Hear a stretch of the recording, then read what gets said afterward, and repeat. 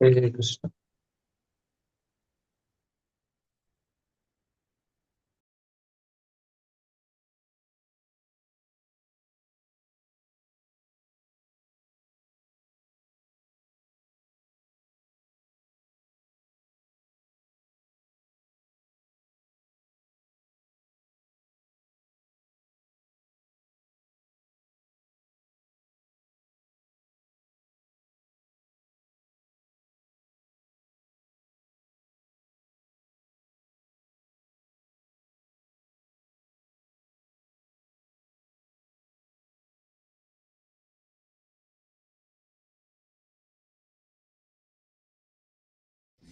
Hare Krishna. Om Jnanatimirandasya Jnananjana-shalakaya Chakshurunmilitam Yena Tasmai Shri Gurave Namaha.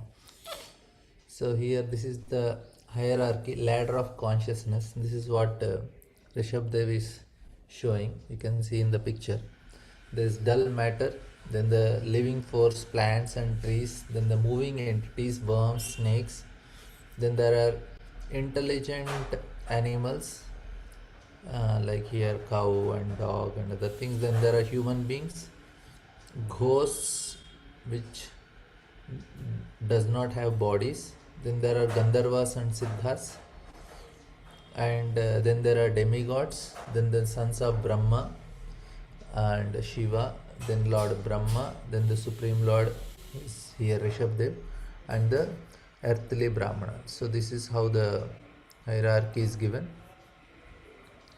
And so of all of them, Lord is telling the Brahmanas are the best, because they are trying to elevate their consciousness and help others also to elevate. Of course, in demigods also there are a Brahmana quality of Brahmanas, and then there are in the, like, all the sons of Brahma are Brahmanas. So, but to tell that how superior the Brahmanas are, so this concept is explained, and how much Lord appreciates, because they are trying to help living entities to come to mode of goodness, which is the most important thing for any living entity. Come to mode of goodness, and so, why the Lord boasts to the Brahmanas? The Lord declares he derives more pleasure from food offered through the mouth of a Brahmana than from food offered in a sacrifice. Why? The qualification of Brahmana is a holder of Veda, Shabda Brahma, situated in mode of goodness, Sattva, and master of mind, master of mind control, Sama, and sense control, Dama, truthful and merciful, and is also detached. They ask for nothing material even from Supreme Lord. So this is the what the instructions he is giving. So we will just and previously he was trying to tell. So he started with this instruction that we have to go in the direction of tapasya, not in the direction of sense gratification, which is even available to hogs and dogs. That's actually what he is telling. And then there are knots in the heart which are binding us. We have to, these are which we have to come out of it. And the way to come out of is to associate with great Mahatmas, great souls. Don't associate with materialistic people, which is the cause of bondage. And the severing the knots of bondage by bhakti, we get detachment, tolerance, discipline, and devotion. And the responsibility of the father, teacher, and everybody is to help their dependents to come out of the cycle of birth and death. Otherwise, they are leading a blind man is leading another blind man. They will all fall into the ditch. And then he tells that you follow your elder brother Bharata, and I appreciate Brahmanas, and that is what is the Lord's teaching. We will just go to the text part. There are a few more things that are explained here. So I am fully opulent, almighty, superior to Lord Brahma and Indra, the king of heavenly planets. I am also bestower of all happiness obtained in heavenly kingdom and by liberation. Nonetheless, the Brahmanas do not seek material comfort from me. They are very pure and do not want to possess anything. They simply engage in my devotional service. What is the need of asking for material benefit from anyone else? So this is the first time in Bhagavatam we are hearing this type of understanding. So Kapiladev's way of explaining was, little Sankhya, and whereas King Prachini Parishit Narada's explanation was more on a soul and the connection of the soul with the body.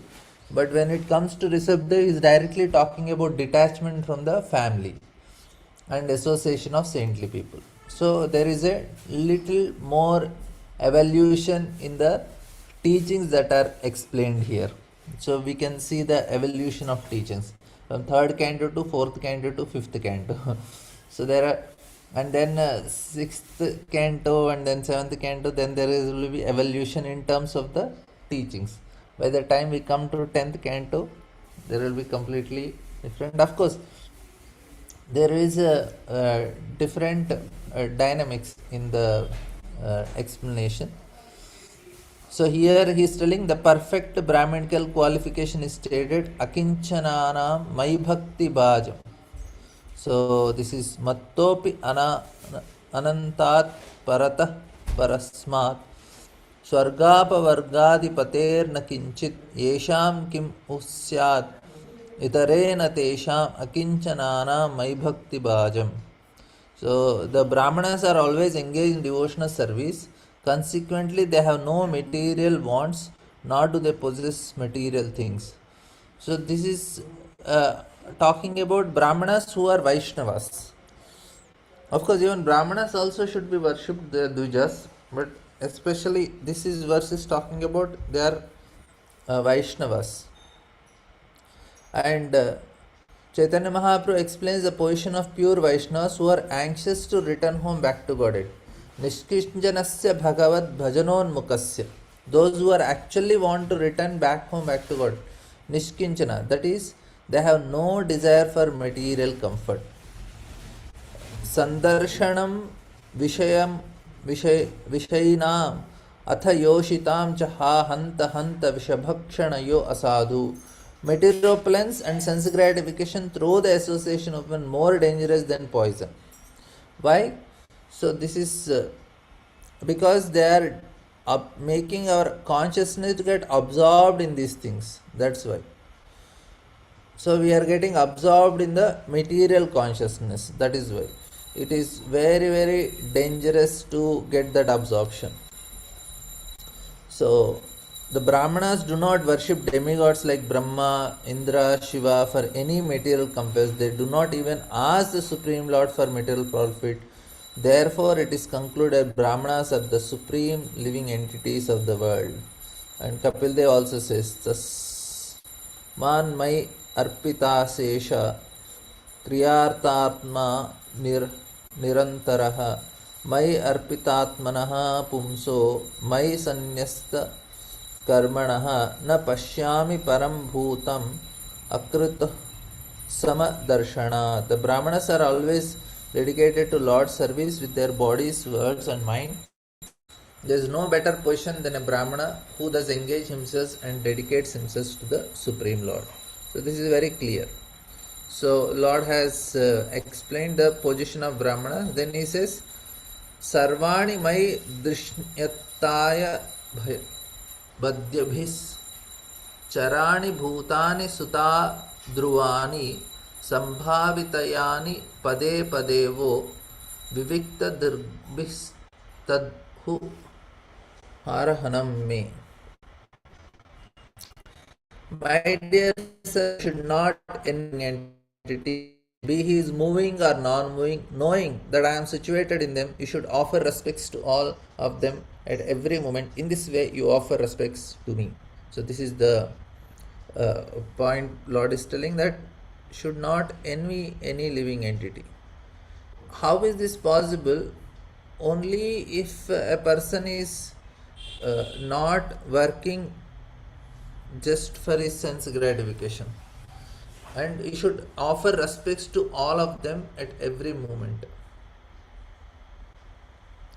So envy is because of Rajoguna. We are getting affected because we are always calculating what I and mine is always there. That's why fruitive mentality and I and mine.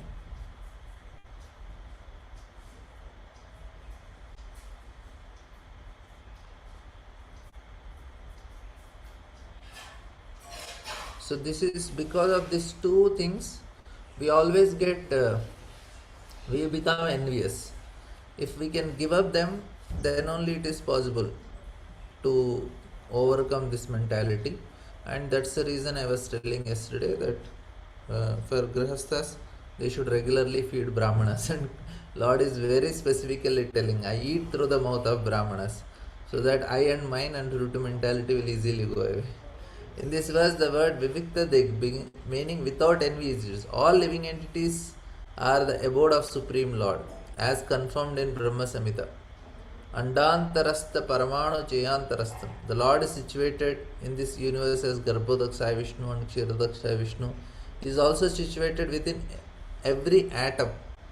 According to Vedic statement, Ishvaras Ishavasham Idam Sarvam. The Supreme Lord is situated everywhere. Wherever he is situated, whether he is situated in temple, we even offer respects to a temple from a distance place, and all living entities should similarly be respected. This is different from theory of pantheism, which holds that everything is God. This is very important to understand. I will tell the difference. See, we have three realizations: Brahman, Paramatma, and then we have Bhagavan. So now here we have to know, people ask this question, if Lord is everywhere, why you go to temple and worship separately? Right? Now here, when Lord is every atom everywhere present, this is Brahman realization. So when it is said that Lord is situated everywhere, so this is in every atom. So this is Brahman realization.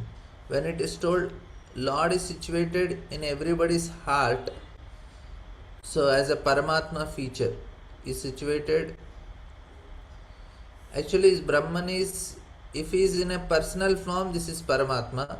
If is everything is Lord, so this theory that everything is God is like Brahman realization. So it's all energy of Lord.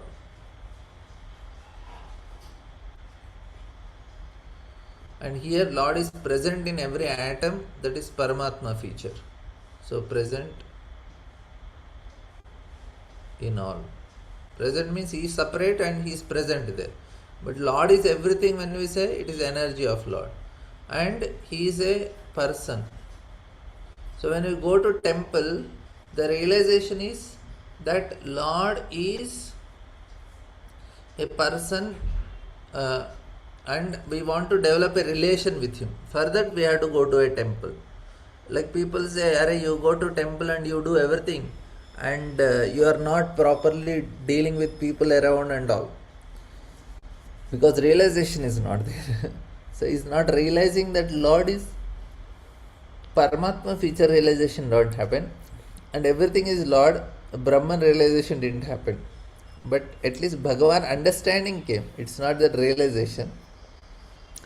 Before getting Bhagavan realization, we will get first Brahman and Paramatma realization. Then only this will happen. Brahmeti, Paramatmeti, Bhagavan. We cannot directly get Bhagavan realization. We can get an understanding, but not realization without getting Brahman realization. Everything has relationship with God because God is situated everywhere. So that means the Paramatma feature. But we are not having that realization. We should not make any particular distinction between the poor and rich, like the foolish worshippers of Daridra Narayana. Narayana is present in rich as well as poor. One should not simply think Narayana is situated among poor. He is everywhere. An advanced devotee will offer respects to everyone, even to cats and dogs. Vidya Vinaya Sampanne Brahmane Gavihastine Sunichaiva Sopakecha Pandita Samadarshinaha. So this is the real Samadarshi is a person who is in knowledge. Knowledge of what? Knowledge of the Lord's relationship, every living entity's relationship with the Lord. That is actually Pandita. So here Prabhupada is going to clarify. The Samadarshi equal vision should not be mistaken to mean that the individual is same as Supreme. They are always distinct. Every individual person is different from the Lord. It is mistake to equate Supreme Lord with Viviktadrik Samadrik. So Madhvacharya quoting Padma Puran states, Vivikta Drishti Jivana Dishyatya Parameshwarasya Bheda Dhritihi. One who has clear vision and who is devoid of envy can see that the Supreme Lord is separate from all living entities, although he is situated in every living entity. Padma Puran, it is said, it is Madhvacharya quotes, Upapadyate Paratmanam Jivebhyo Yah Pade Pade Bhedhenaiva Na Chitasmat Priyo Vishnostu Kaschana. One who sees the living entity and the Supreme Lord as always distinct in is very dear to the Lord. Padma Puran states, Yo hareschaiva jivanam bheda bhakta harer priyaha. One who preaches that the living entity are separate from the Supreme Lord is very dear to Vishnu. These are all from Madhvacharya's references. He has brought because is very Dvaita Siddhanta is very much propagated by Madhvacharya. Manovachodrik karane hitasya sakas kramah me paribramhanam hi vina puman yena maha vimohat kritanta pashana vimoktu ishte. The true activity of sense organs, mind, sight, words, and all the knowledge gathering and working senses is to engage fully in my service. Unless his senses are thus engaged, a living entity cannot think of getting out of the great entanglement of material existence, which is exactly like Amara's stringent rope. Very nice verse. So, fully engage, fully in service. So you should remember this point. It should be fully in the service of Lord, all the senses, including mind, sight, words, all the knowledge gathering and working senses. Of course, here sight, words also come in that category. They are specifically mentioned. Now the point is that at any point of life, if I want that, I have to come to this stage. Unless the senses are thus engaged, a living entity cannot think of getting out of entanglement. This should be very clear. It is not that I'll do whatever I want and little bit I'll do bhakti also. No, it should be 100%. Whatever stage of life you are bringing it 100%, then only expect that there is something good going to happen. So, sarvopadi vinirmuktam tatparatvayena nirmanam Rishikesena Bhakti Ruchate. So, engaging 100% is compulsory.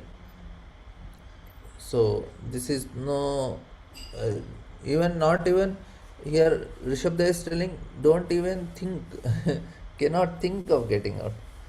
This is the conclusion of Bhakti.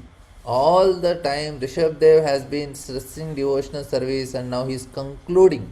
So, this is the concluding statement.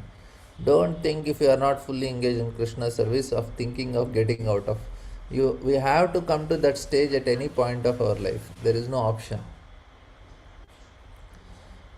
Nishtha stage is where you will not, that is, all the anarthas are gone and we are very free. Even before Nishtha, to come to Nishtha stage also we have to do that. It's not that Nishtha it will happen. No, to come to Nishtha, we should fully engage. Then only we will be able to come to the stage of Nishta. What happens is, before Nishta, when we want to engage fully, they are obstructing us. The problem is, say I want to hold a sit and read, but because I am not at the stage of Nishta, I get so much distracted. My mind want to do something else, something else, something else. Slowly, I had to say, okay, no need to read whole day. You do hearing sometime, reading sometime, and then go and do some book distribution, do some other service. So in that way, we are doing multiple things, but ultimately we want to engage whole day, and slowly, what happens? We get hooked to certain service, and we can do it for long hours. So that is what is like. Now we have Balram Shakti Prabhu. He can go on giving classes 6 hours a day. So this is like, slowly coming to the stage of Nishta. You do a particular service for Krishna for long hours, and that will bring us to stage of Nishta. So it is not going to happen like by one day Nishta comes, then I'll fully engage. No, fully engage, then Nishta will come. It is like that. So here the Sutta Goswami is telling that thus the great well-wisher of everyone. So now another pastime is happening.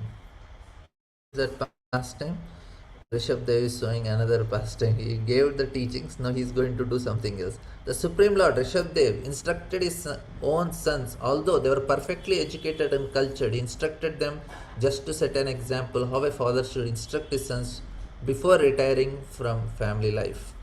So now he is doing a pastime of retiring. He did not just teach, he is also retiring. Why Supreme Lord has to retire? Harim is not attached only because he want to tell this is the purpose of life, and it is actually such a very nice thing. People are scared of retirement, of getting disconnected from family. Detachment is such a pleasure, detachment is such a wealth. People don't understand unless they do it. Before joining ashram, one devotee, my friend was there, Krishna Chandru. So I was very reluctant. I just left my job and I was coming to temple. Then he told, I said, I want to join. He said, no problem, join. I said, no, I am not getting strength.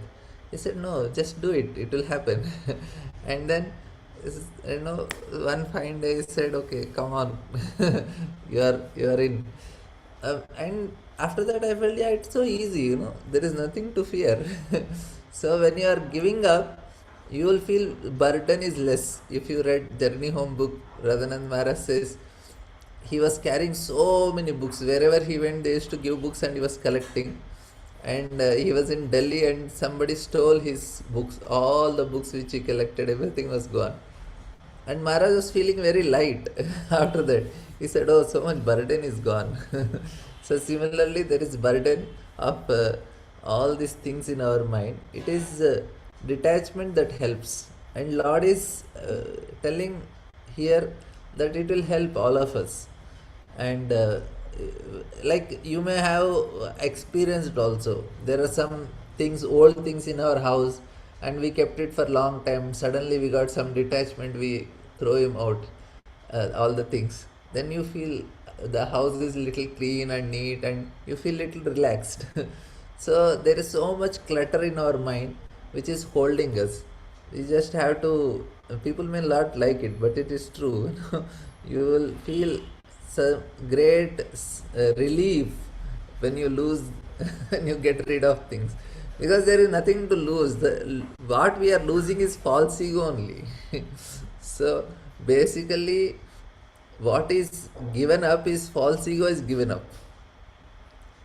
So here Rishabdev instructed his sons, of whom the eldest Bharata was very advanced devotee in following and a follower of Vaishnavas. In order to rule the world, the Lord enthroned his elder son on the throne. Thereafter, although still at home, Lord Rishabdev lived like a madman, naked and with disheveled hair.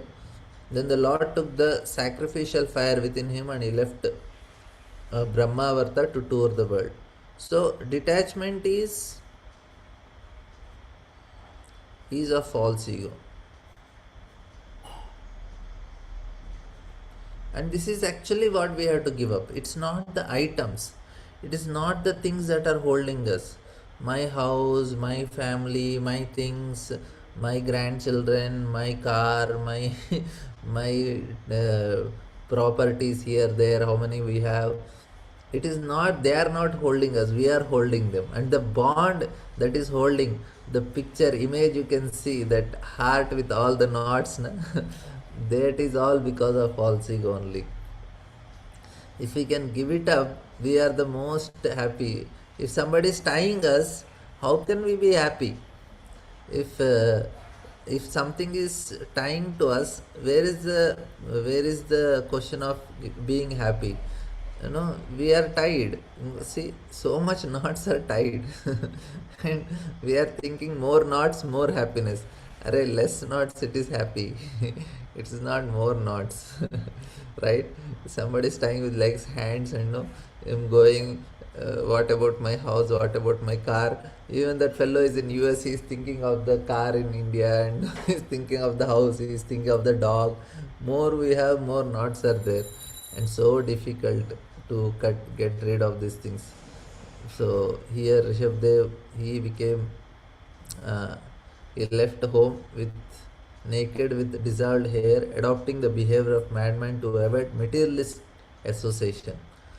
So he ended taking the sacrificial way within him, ending all social rituals. This is the point actually, and this is how he, you know, it is not any punishment. It is actually reward.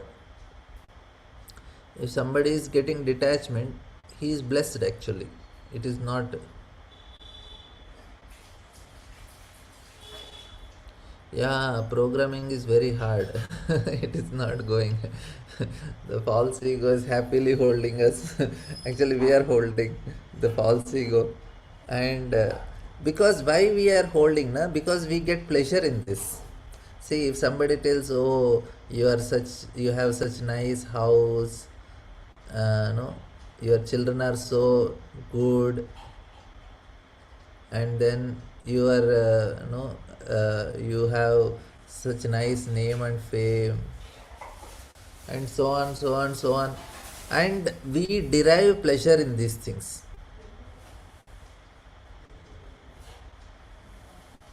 One is we derive pleasure in when people say, and also we derive pleasure in relationships, which are temporary. But we want to derive a permanent pleasure out of it. And we are trying to not only derive pleasure. See, it is not wrong in getting pleasure. What happens is, we are getting attached to that pleasure. That is where the problem comes. Sometimes children they go to other people's house, and there are children in other house also, and they have some toys, and they will also say, okay, we'll play together. And after playing some time, when the parents say, now let us go home, the child will say, I also want the toys. And mother say, they are not your toys, they are there. The child say, no, I want the toys, I like it. They start crying. And then mother has to pacify, no, no, no. And then they say, okay, I'll purchase you new. Then she goes and purchases new toys for him. Same thing happens for us. We are given for some time, but instead of just understanding it does not belong to me, we start getting attached to it, and we say, I want it. And the Lord does not have option. You are crying for all these toys.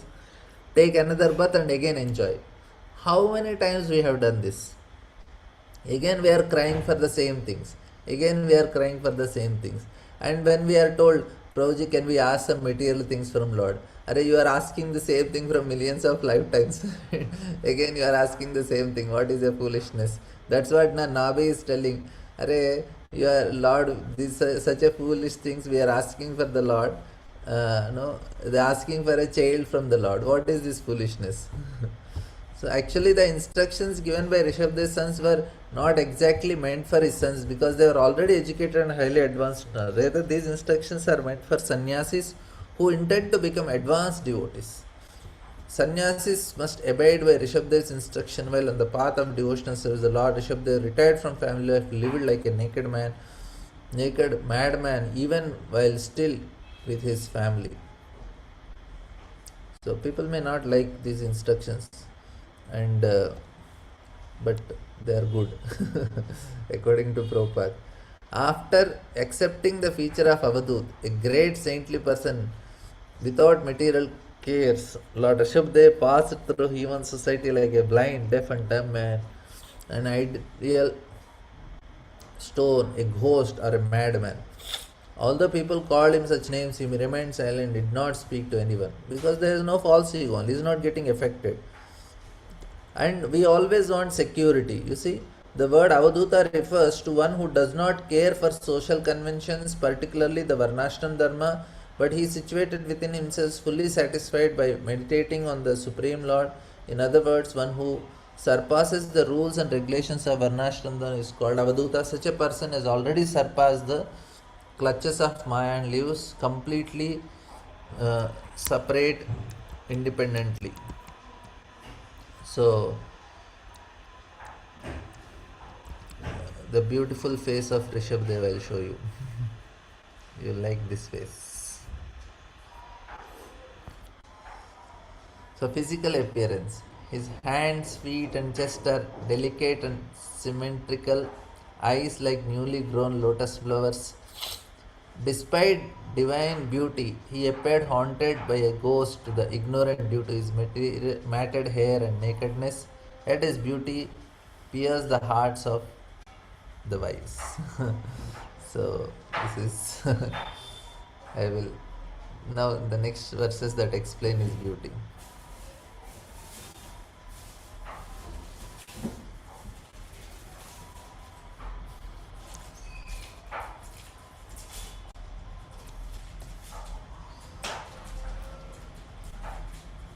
Rishabdev began to tour through cities, villages, mines, countrysides, valleys, gardens, military camps, cow pens, the homes of cowherd men, transient hotels, hills, forests, and hermitages. Wherever he travelled, all bad elements surrounded him, yet as flies surround the body of an infant coming from a forest, he was always being threatened, beaten, urinated upon, and spat upon. Sometimes people throw stones, stool, and dust at him, and sometimes people passed foul air before him. Thus, people called him many bad names and gave him a great deal of trouble. But he did not care about this, for he understood that the body is simply meant for such an end. He was situated on a spiritual platform, being in his spiritual glory. He did not care for all these material insults. In other words, he completely understood that matter and spirit are separate, and he had no bodily conception. Thus, without being angry at anyone, he walked through the whole world alone. So, we cannot even imagine also what type of thing that is. Actually, few things that is. So I'll show the image. Next image is also very beautiful.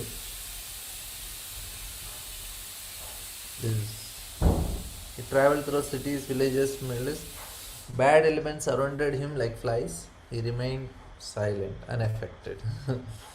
So next verse is completely detached from public. He lay. So this is the Python man. Then the next verse.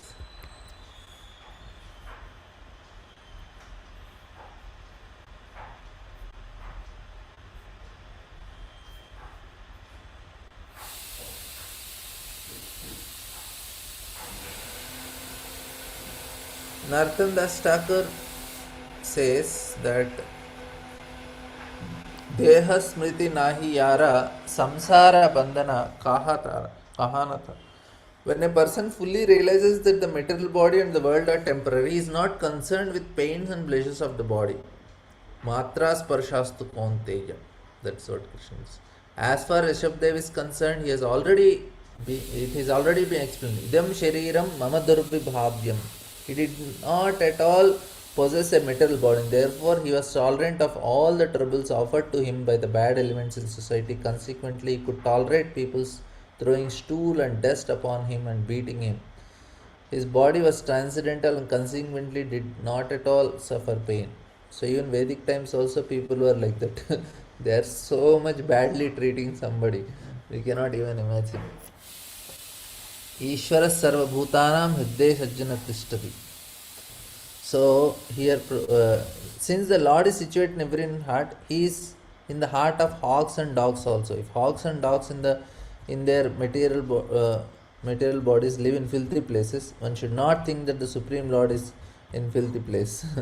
So swa mahimam avasthana.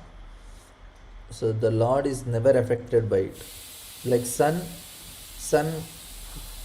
passes through many things, but sun is always pure.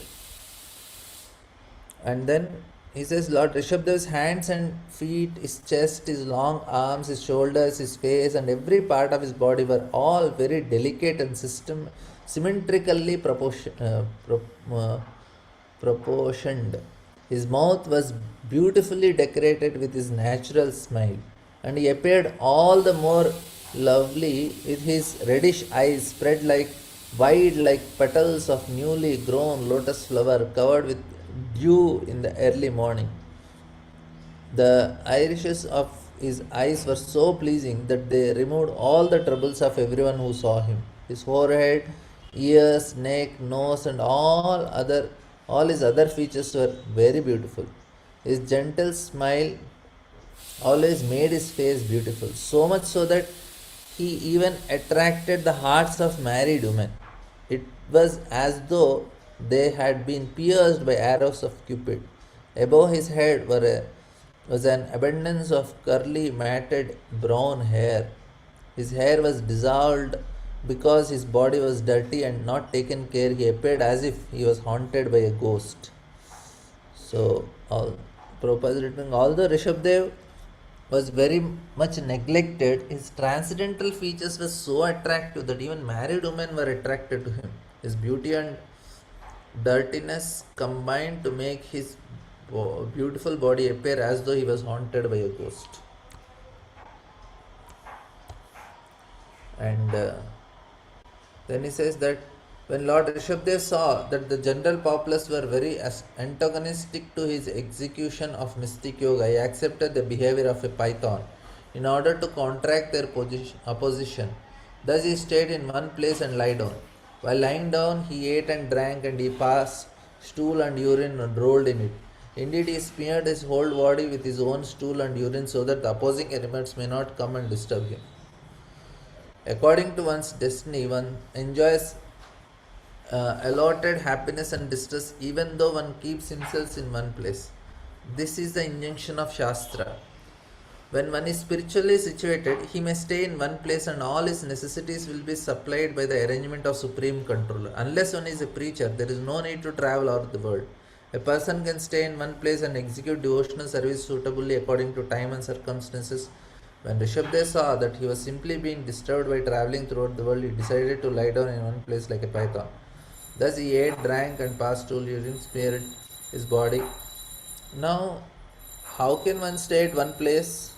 When mind is controlled, then only it is possible. Otherwise, not possible. There is a challenge. Like no, Bhaktisiddhanta Thakur, when he put an advertisement, whoever comes and stays in the Gaudiya Math chants, we will provide them boarding and lodging, everything free. They can just sit and chant. And they posted in the newspaper, only one application came, Akinchan Krishnadas Babaji Maharaj. And he came and he was sitting and chanting whole day, and they were giving him prasadam. So then I think Sridhar Maharaj, when they came and complained to Prabhupada. Prabhupada is not doing anything. He was whole day chanting only. And I am so much caught up in management, this, that. I know, but he is simply chanting, and if you give him any service, he is not doing all that. He said, I have to chant. And Bhaktisiddhanta Thakur said, okay, what we do, I will relieve you from all the management, and now you can also sit and chant. He said, okay, and he went, and for 1 week he sat. After 1 week he comes and says, Bhaktisiddhanta Thakur, Prabhupada, I want some service, I cannot sit and chant whole day like this. For 1 week only I could do. So that is the point. We will not be able to do it. To be at one place, you need really uh, his body is very the mind basically is unaffected by what is happening. So this concept of python is basically is very stable person. It's not affected. He knows everything is lord is maintaining everything, he'll maintain me. He just stay at one place. You know, if somebody tells just stay at one place for in a small cell, they keep the prisoners.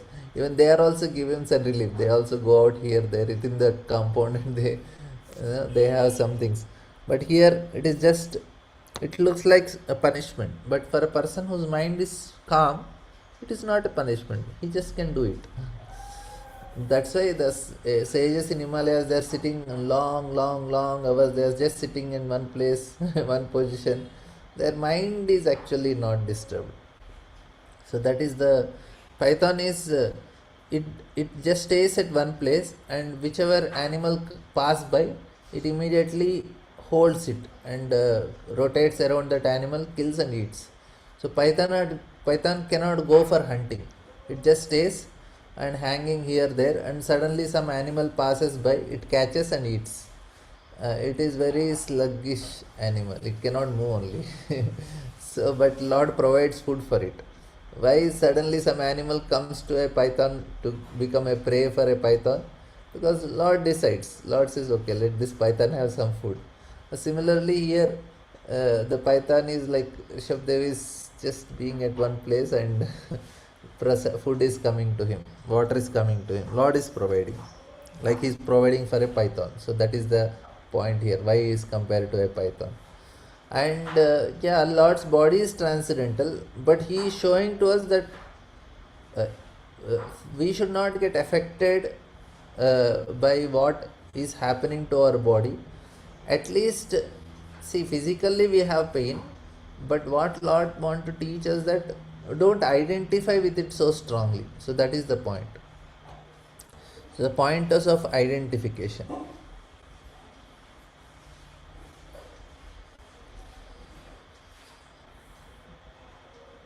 So we'll just go for the next verse. Hopefully we'll complete this today. It says that because Rishabdev remained in the condition, the public did not disturb him, but no bad aroma emanated from his stool and urine. Quite the contrary, the stool and urine were so aromatic that they filled 80 miles of the countryside with pleasant fragrance. And Prabhupada writes very funny purport. He says, from this we can certainly assume that Lord Rishabdev was transcendentally blissful. His stool and urine were so completely different from the stool and urine that they were aromatic. Even the material world, cow dung is accepted as purified and antiseptic. A person can keep stack of cow dung in one place and it will not create a bad odor or disturbance anymore. We can take it for granted that in the spiritual world, stool and urine are also pleasantly scented.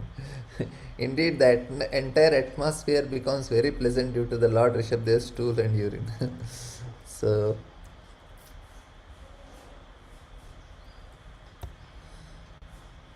in this way, Lord Rishabdev followed the behavior of cows, deers, and crows. Sometimes he moved or walked, sometimes he sat down in one place, sometimes he lay down, behaving exactly like cows, deers, and crows. In this way, he ate, drank, passed stool and urine, and cheated the people in this way. Being the Supreme Lord, Rishabdev possessed a transcendental spiritual body. Since the general public could not appreciate this behavior, the mystic yoga practice, they began to disturb him. To cheat them, he behaved like. So we give the example of Jagannath Das Babaji Maharaj. He was also sitting in public area, public toilets, so that people don't disturb him with metal things.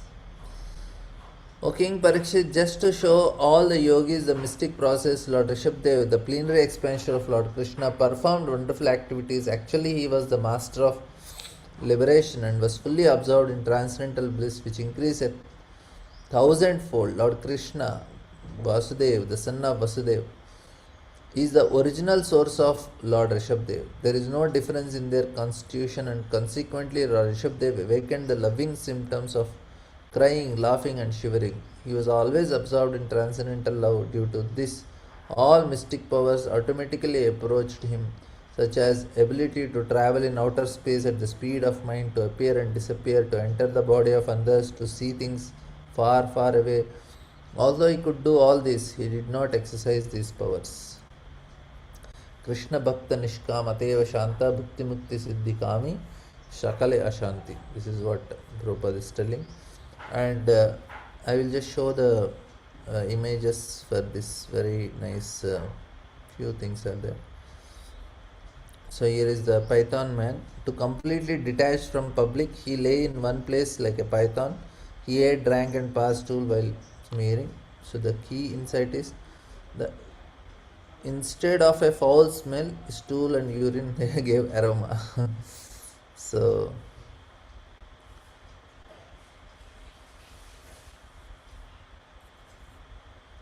and then he behaved like cow, deer, and crows. He imitated the behavior of these animals to cheat the atheist and hide his identity. He imitated the behavior of animals to cheat, and all mystic powers approached him automatically, traveling at the speed of mind, entering bodies and all. He did not use them. He was fully absorbed in the symptoms of love, crying, laughing, shivering in transcendental bliss, and the path of Paramhamsa, the purpose, practice, perception, and realization.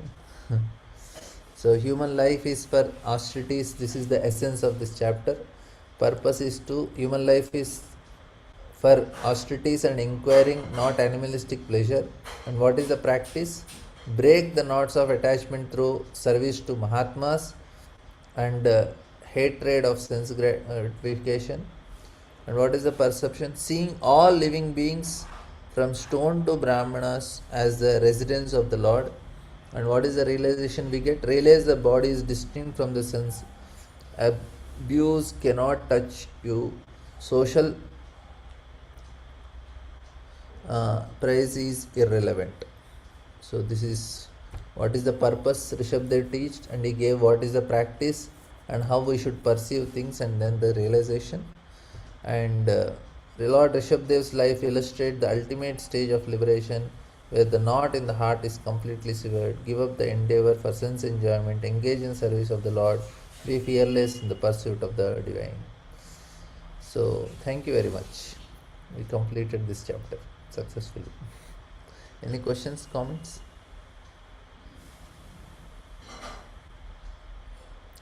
Yes, Gail Mataji.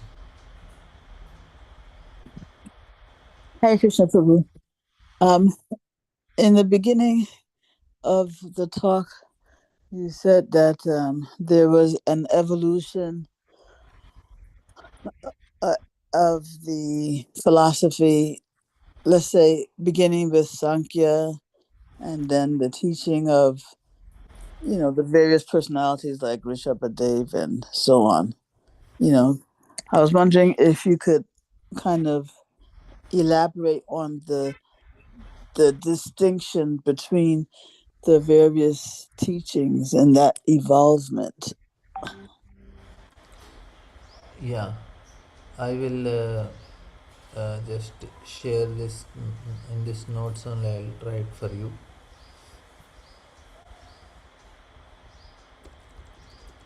So what in the third canto, what Lord Kapila is telling? So he is telling how materialistic we should not live a materialistic life. So he is telling give up materialistic life, don't live. Don't live a materialistic life. So that is what is the teachings of Lord Kapil Dev in third canto. And then when fourth canto comes, Narada is teaching Prachni Barhi. There he is telling, so he is telling don't live a little life, live a dharmic life. So live a life of dharma. Narada is telling don't live a dharmic life, live spiritual life. Wait. So Prachina Barhi he was saying lead dharmic life, Narada is telling to Prachini Barhi, don't live a dharmic. He was doing all sacrifices. If you remember, Prachini but Barhi's here name is only, he is doing all sacrifices everywhere. So then he gave the story of Puranjana and all this story was explained to him. So he was living a very religious life. He said, don't live a religious, dharmic life, you live a spiritual life. Give up your, no, all these going to heavenly planets and all these things, sacrifices and all. You no, have but to, look at on your in your notes there. You put Narada to Narada and produce. Prachni Barhi. I will write it You, properly. you wrote dharmic life there. You see, the arrow says No, no, dharmic life. this line is for this part. Don't live a materialistic life, live a dharmic life. This is for this part. Oh, oh, Don't live a materialist life, live a dharmic life. That is third canto is oh, telling live a dharmic life. Fourth canto is telling even dharmic life is not correct. okay. So third canto, I am really sorry because somehow with this pen in this I cannot write so very. My handwriting is not so bad, but in this it becomes very bad. Oh, okay. No, don't live materialistic life. Okay.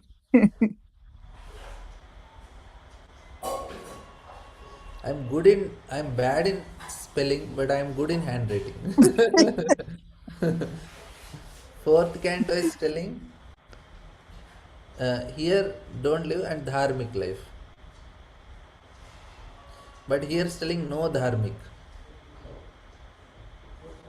live spiritual life. And then fifth canto is teaching, here Rishabdev is teaching, even that also how to live a spiritual life. How here it is not explained clearly about spiritual life. Here how to live spiritual life that is explained. Okay, so third canto was Kapila Dev, right? Talking. Yeah, it is Kapila Dev. Here That Kapila. was that's the Sankhya philosophy he was saying. Yeah. Here Fourth Narada to canto. Prachini Barshin. Okay. Here Rishabdev. And then now Uh, after that it comes, even here also little dharmic person is going to come now, where Jadabarth is going to instruct King Rahugana. So which is much more deeper than what Kapila is telling about the connection between body and mind and senses, the connection what Kapila says. But whereas Jadabarth is going to give much more deeper insights, much more deeper understanding of it in the next section. yeah. So how was what Jadbarat spoke to Rahugana? How was that deeper than what was said by So Rishabhadev? when we come to that section, I will explain. We are just finishing Oh, Rishabdev and now Bharata is going to come. oh, okay, okay, Prabhu. So this is the evolution. Okay, all right. Thank you, Prabhu.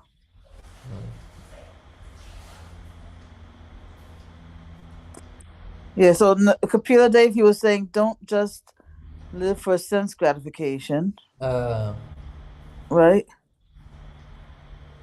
yeah. You know, you have to um basically don't just live for sense gratification. You have to Live a at act. least religious life, dharmic life. Yeah, live according to Shastra. Huh? Yeah. So perform, be part of some Varna Ashrama and all these things. And Narada is telling, Arey, just don't do this, all this Varna Ashrama and all. Go to take a spiritual life. Be serious.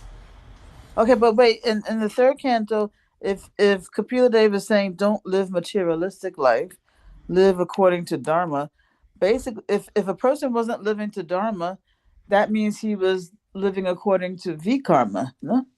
Yeah. Don't do vikarma. Yes. So don't do Vikarma, do Dharma. Yes. and then Katrina Bar, he was Narada told him, even living um, for material happiness, don't do that. You want to come to acting for Krishna. Yes, yes. Okay, and then Rishabhadev. He's telling Um, even the spiritual life also. He's telling, "Are nayam deho deh bhajanu loke kashtan kaman arhate vidbujamye." Are you are life is only for spirituality. He's telling. He's telling, okay, I am doing some spiritual practice. Rishabh is telling, wait a minute. Life is only spirituality. Don't do any kashta only. You may say I am practicing spirituality. Lord is telling, okay, come full time join. Be full time in spiritual life. you said don't do any kasta. Kasta. What Kashta was means it? don't make hard work in materialistic endeavors. Kashta means you work hard to make, gain material things. Lord is telling that type of pleasure to get sense gratification is available for dogs and hogs also. Right? Mm-hmm. So why are you taking it so seriously? Just take spiritual life seriously. That is what he is telling here. Mm-hmm. Okay. Thank you, Prabhu. Mm. Right. Srinivas Prasad. Hare Krishna. Janat Pranam, Prabhuji. Thank you so much. Prabhuji, my question is like, I wanted to kindly guide, sir. Like, how do we understand it in a practical way? Because these are very high things for a grihastha. No doubt, one has to reach to this level, but gradually, being in a grihastha ashram where you have family, you have children, and then if you start even doing that, the family also will not be able to cope up with you in those situations. So how do we, like, I remember once Mahaprabhu Prabhu had asked Maharaj a question in Srimad Bhagavatam class, that about the sense gratification only, that how, when we have prasad, so we enjoy prasad. So then Maharaj also had given that answer that you should enjoy prasad. So how do we understand that we are able to gradually reach to that level? Because it's a very, if you see it where Mm. we are, so it seems that it's a very long way to go. But how can we gradually come to that level? Uh, Maybe I don't sometimes feel that in this lifetime we also can, our own endeavor we cannot do definitely, but by the mercy of Guru and Radha Gopinath, we may do it at some point in time. But can you just throw some light that how can we do this in a in our daily day-to-day practices in a gradual way, where we can see that yes, we are uh, moving towards that path. Huh, this is uh, we have to we have to enjoy spiritual activities more and more, and it is consistency, regulation, and these are the formulas for grihasthas. If they can be regulated and they are consistent, and it is very easy for them to get the detachment. And there is no other method, because to be situated in goodness, automatically the detachment comes. Now you will not be interested in going and watching IPL matches, or you will No, not be no, interested in very true, very true. I so don't that even. detachment automatically is there. So why it is happening? Because of regulation. So regulation is bringing mind into goodness. So when mind comes into goodness, the passionate things will slowly come out. Now we will not be interested in the parties and social functions and all. So why did that come? Because the goodness is coming. So passionate things will automatically lose the taste in us.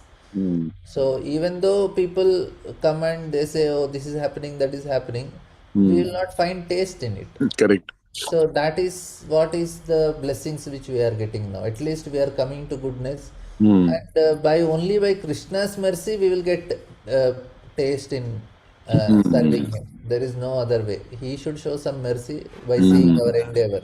Yes. So, relentless endeavor we have to make to Yeah. please Krishna, and then one day he will be pleased to give us. That's all. So you said So, basically consistency and the regulated kind of life. We yeah, should always focus regulations. on that, Yes. and And and I and told intense one thing is prayers this all the Rishabh time. Dev is giving one important instructions: Hmm. feed Brahmanas. Hmm. So That will help us when to are you become coming? non-envious and detached also. So whenever you are coming to Mumbai, so please come to Borivali and give us an opportunity of some I'm, service. I'm not advertising for my No, no, prasad. but we are just requesting, humbly requesting that whenever you come to Chowpatty, so you have my number, so please give us an opportunity of serving you, because we are indebted otherwise also, because every day we are hearing from you, so we should serve you. This is good way of advertising. No, no, no, it's not for you only. I humbly request. I try to request all the brahmacharis whenever they are here, coming from GV to Chopati or Chopati to GV. So whenever you are also here, so I'm Yeah, I sure. don't know. Why I tell very boldly these things because I stay in Hey, Hyderabad. I don't. you are Nobody is because you are very nearby, so compassionate, because you are very compassionate, very merciful, no, no, no. and very sweet also. So this is And then we can have more discussions also. it is. So yeah, you have so many brahmacharis there. You can bring them and some No, no, but brahmanas and we personally, I'm saying that we are indebted to you because Prabhuji, I have asked so many questions to you, and it has really helped me. It's really helping me, and it's coming genuinely coming from my heart that I want to serve you in some small way, because I think that you are rightly in Gurgaon, na? no. I stay in Hyderabad. Okay, you were earlier in Gurgaon. No, no, no. I was in Pune previously. Okay, okay. So you are in So Hyderabad in around ISKCON temple only, or somewhere yeah, else? it's gone Sikandrabad. ISKCON Sikandrabad. Very nice. So next time I come to Hyderabad, I will come to you. Yeah, yeah, yeah. Please. Thank you so much. Thank you Thank so you. much. So grateful to you, bro. Hare Krishna. So, teachings of Rishabh Dev, I'll post this my PPT in the group also. You all can. Uh, I just now uh, posted in the group, so whoever wants can access this PPT. So, any other questions? Yeah, so Sukhi Mataji, she was telling, very important that no aparad in any way should be done. Also, we should not discriminate about devotees. Yeah, this is the most dangerous thing. Don't commit offenses. If you are doing even mentally also, then it will be a great danger for your personal growth in bhakti. So, thank you all very much. Tantra Srimad Bhagavatam ki jai, Srila Prabhupada ki jai. Hare Krishna.